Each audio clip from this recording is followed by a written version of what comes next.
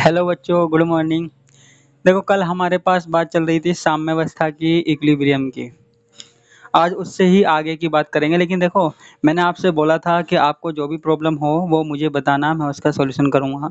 तो कल मेरे पास एक क्वेश्चन आया है, किसी भाई या बहन ने भेजा है, तो उस क्वेश्चन को पहले मैं बता देता हूँ। उसने मुझसे पूछा है कि सर प्रोटॉन एफिनिटी क्या होती है, प्रोटॉन बंदुकता क्या होती है। देखो मुझे पता है भारतीय यूनिवर्सिटी वाले जो हैं उनका इनऑर्गेनिक केमिस्ट्री का पेपर हो चुका है, लेकिन जो बीएससी बीएड वाले हैं उनका रह रहा है। तो कोई नई प्रोटॉन बंदुकता बीच में से उसने पूछ ली तो मैं उसके बारे में भी बता देता हूँ। ठीक है, तो 2 मिनट रुकिए, मैं उसके बारे में बता देता हूँ, आप भी समझना। प्रोटॉन बंदुकता या प्रोटॉन एफिनिटी क्या होती है। देखो जैसे हमारे पास इलेक्ट्रॉन बंदुकता होती है ना, वैसे ही यहाँ पे प्रोटॉन बंदुकता होती है। इलेक्ट्रॉन बंदुकता क्या होती है कि यदि हमारे पास कोई परमाणु है, उससे इलेक्ट्रॉन जुड़ता है तो कुछ ऊर्जा बाहर निकलती है, जिसे हम क्या कहते हैं, इलेक्ट्रॉन बंदुकता कहते हैं। ऐसे ही हमारे पास क्या है, प्रोटॉन बंदुकता है। क्या है, प्रोटॉन बंदुकता है। कोई हमारे पास परमाणु है, गैसीय अवस्था में है, ठीक है, उससे क्या जुड़ रहा है, प्रोटॉन जुड़ रहा है। प्रोटॉन क्या होता है, हाइड्रोजन होता है, H+ होता है। तो किसी परमाणु से क्या जुड़ रहा है, प्रोटॉन जुड़ रहा है, प्रोटॉन जुड़ रहा है। और प्रोटॉन जुड़ने के बाद उसमें से एक एनर्जी निकल रही है, जिसे हम कह रहे हैं प्रोटॉन एफिनिटी या प्रोटॉन बंदुकता। ठीक है, ज़्यादा नहीं बताऊंगा, सिंपल सी बात है कि कोई परमाणु है गैसीय अवस्था में, उससे प्रोटॉन जुड़ रहा है, यानी कि हाइड्रोजन परमाणु जुड़ रहा है। तो हाइड्रोजन परमाणु जुड़ने पर जो ऊर्जा निकल रही है बाहर, उसे हम कहते हैं प्रोटॉन बंदुकता या प्रोटॉन एफिनिटी। ठीक है, हो गया सॉल्यूशन। कोई प्रॉब्लम है तो दोबारा बता देना, मैं दोबारा इसका आंसर दूंगा। ठीक है, या और भी कोई प्रॉब्लम है तो बताना। अब हमारे पास जो बात चल रही थी उस पे आते हैं। ठीक है, बात क्या चल रही थी, साम्यावस्था की चल रही थी। ठीक है, साम्यावस्था में हमारे पास अब जो नियम है वो है द्रव्य अनुपाती क्रिया का नियम। देखो मेरी राइटिंग थोड़ी खराब है तो आप थोड़ा सा ध्यान ज़्यादा दिए करेगा, ज़्यादा ध्यान देना। लेकिन कभी प्रॉब्लम आएगी नहीं आपको मेरी राइटिंग की वजह से, हैंड राइटिंग इतना तो समझ में आ ही रहा है, आपको दिख रहा होगा। लॉ ऑफ मास एक्शन, देखो आपने 11th क्लास में भी पढ़ा है, द्रव्य अनुपाती क्रिया का नियम, वागे नाम के वैज्ञानिक ने दिया था। अब देखो यहाँ पे ये होता क्या है, द्रव्य अनुपाती क्रिया का नियम क्या कहता है, द्रव्य अनुपाती नियम कहता है कि किसी अभिक्रिया का जो वेग है, अभिक्रिया का वेग है,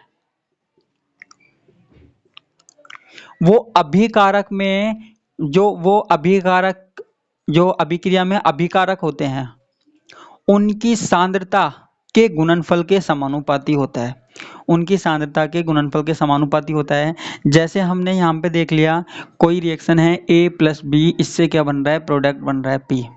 ठीक है, अब देखो यहाँ पे जो अभिक्रिया का वेग है वो किसके समानुपाती होगा, वो होगा A और B के। किसके समानुपाती होगा बच्चों, A और B के। तो यही हमारे पास क्या है, द्रव्य अनुपाती क्रिया का नियम है, जो कहता है कि किसी अभिक्रिया में अभिक्रिया का वेग अभिकारकों की सांद्रता के गुणनफल के समानुपाती होता है।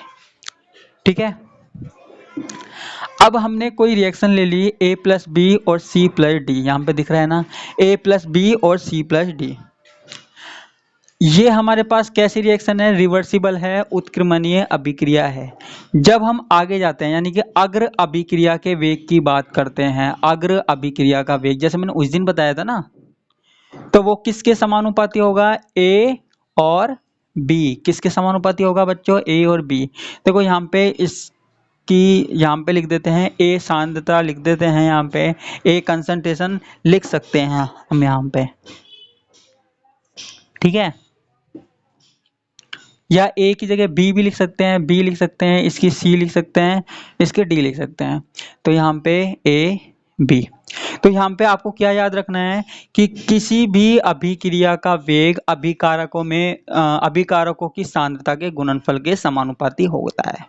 ठीक है, अभिक्रिया के वेग को हम किससे लिख रहे हैं, रेट से, रेट ऑफ रिएक्शन बोलते हैं ना, क्योंकि अगर अभिक्रिया का वेग है इसलिए हम लगा रहे हैं RF। ठीक है, समानुपाती का चिन्ह हटाया तो हम यहाँ लगा देते हैं K A और B और बी, ऐसे लिख सकते हैं। अब हमारे पास कौन सा आता है, पश्चय अभिक्रिया का वेग होता है, पश्चय अभिक्रिया वेग, ठीक है। तो ये इसमें भी हम ऐसे ही करेंगे, समानुपाती सी और डी के। देखो पश्चय अभिक्रिया का मतलब है अभिक्रिया इधर से इधर चल रही है, यानी कि विपरीत दिशा में चल रही है। तो विपरीत दिशा के लिए हम लगाएंगे के बी, मैं सीधे लिख देता हूं के, वो सॉरी यहाँ पे आर एफ लगाया था ना मैंने, तो यहाँ पे देखो के एफ लगा दो आप, सिंपल सी बात है, के एफ लगा दो। तो यहाँ पे मैंने क्या लगा दिया, के बी। ऊपर वाले में मैंने लगाया के एफ, क्यों, फॉरवर्ड रिएक्शन के लिए, अग्र अभिक्रिया के लिए, और पीछे वाले में लगा दिया मैंने बी, किसके लिए, पश्चय अभिक्रिया के लिए। इनकी ऊपर से ये लिख दिया सी डी, जितनी सांद्रता है, ठीक है। तो जब आगे वाली अभिक्रिया के लिए बात होगी तो अभिकारक हमारे पास कौन से हैं, ए और बी। और जब हमारे पास विपरीत अभिक्रिया की बात होगी तो हमारे पास अभिकारक किसको मानेंगे, सी, और डी को हम अभिकारक मानेंगे, रिएक्टेंट मानेंगे, ठीक है। तो यहाँ पे आर बी क्या हो गया, के B C C D D, ठीक है, ये हो गया। उसी दिन की तरह हमने क्या किया, R F is equal to R B कर दिया, दोनों को हमने क्या कर दिया, बराबर रख दिया, के एफ अपॉन के बी आ जाएगा, हमारे पास आ जाएगा, और यहां पे आ जाएगा सी सी, और सी के लिए सी, और डी ए सॉरी, और बी इसकी पावर बी। देखो जैसे मैंने उस दिन किया था, आर एफ को आर बी के बराबर रख दिया, आर एफ को आर बी के बराबर रख दिया, फिर मैंने के एफ यहाँ रखा, के बी नीचे आ जाएगा, और सी डी और ए बी यहाँ पे इस तरीके से ये आ जाएगा।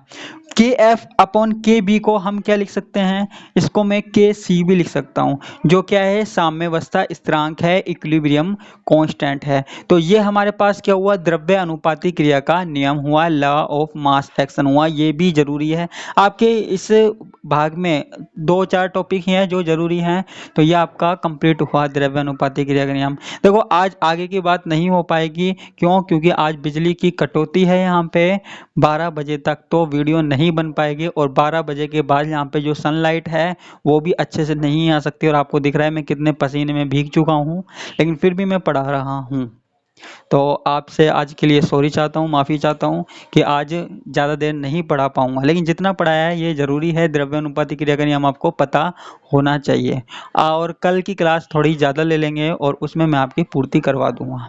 और अगर आपका कोई क्वेश्चन है तो मुझे व्हाट्सअप नंबर पे भेजिए, जो आपको डिस्क्रिप्शन में मिल सकते हैं या मिल जाएंगे, या फिर अगर नहीं मिले तो कोई बात नहीं, आप कमेंट बॉक्स में लिख दिए, मैं सारे कमेंट पढ़ता हूँ और आपकी जो भी प्रॉब्लम होगी उसको सॉल्व करने की कोशिश करूँगा, ठीक है। इसी के साथ विदा लेते हैं, और कल की क्लास में फिर से मिलेंगे एक नए टॉपिक के साथ, इस यूनिट को आगे बढ़ाएंगे।